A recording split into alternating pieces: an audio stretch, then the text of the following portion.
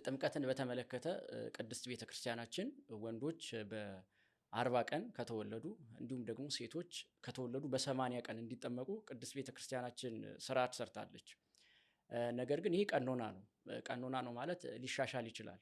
ምናልባት በ10ኛው ቀንም እንዲሁም ደግሞ በ5ኛው ቀን ከዛም ከፍ ካለ ደግሞ በ20ኛው ቀንም ሊጠመቁ ይችላሉ። ምክንያቱም ምናልባት ለሞት የሚያደርስ ህመም ቢታይባቸው ከመሞታቸው በፊት ያው እንዲጠመቁ ቅድስት ቤተክርስቲያናችን ትፈቅዳለች።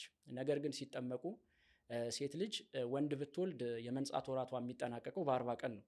እንዲሁ ደግሞ ሴት ብትወልድ ደግሞ የመንጻት ወራቷ የሚጠናቀቀው በ80 ቀኗ ነው እና ይህንን 80 ቀንና ይህንን 40 ቀን የግድ መጠበቅ የለበትም። ልጁ ወይም ደግሞ ልጅቱ የሚገል ወይም ደግሞ ለሞት የሚያደርስ ህመም ካለባት ከዛ አስቀድማ እንድትጠመቅ ቅድስት ቤተክርስቲያናችን ስርዓት ሰርታለች።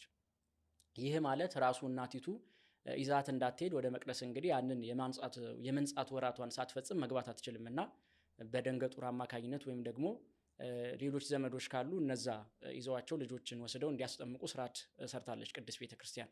ሌላው ግን ምንድነው ምናልባት መንታስ ብትወልድ እንዴት ነው የሚሆነው የሚለውን ቅድስት ቤተክርስቲያን ምን አይነት ስርዓት አላት ለዚህ የሚለው ነው። ምናልባት ያቺ ሴት ወንድና ሴት መንታ ልጆች ብትወልድ ማድረግ የሚቻለው ወንድየውን በ40 ቀኑ ሌላ ሰው ይዞ ሄዶ እንዲያጠምቀው ስርዓት ስትሰራ፣ ለሴቲቱ ግን ያው የ80 ቀን የመንጻት ወራቷን ስለምትፈጽም ራሷ ሄዳ ቅድስት ቤተክርስቲያናችን እንድታጠምቅ ወይም ደግሞ ክርስትና ልጁ እንዲቀበል እንድታደርግ ስርዓት ሰርታለች።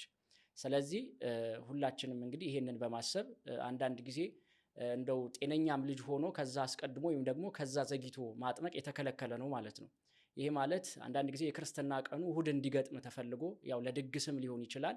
እንዲህ ያሉ ነገሮች እንዲመቻቹ ብለን ምናልባት አርብ ሮብ የሚውል ከሆነ ድግሱ አይመችም ጾም ነው እያልን በሌላ ቀን ካልሆነ የምንል ወላጆች አለንና ከምድራዊ ድግስ ይልቅ ለልጁ የሚጠቅመው ልጅነት የሚያገኝበት ቀኑ እንዳታልፍ ነውና በዛ ስርዓት አድርገን ለልጆች ቅድሚያ ሰጥተን ለሃይማኖት ቅድሚያ ሰጥተን ይህንን እንድንፈጽም ቅድስት ቤተክርስቲያናችን ስርዓት ታስተምራለች።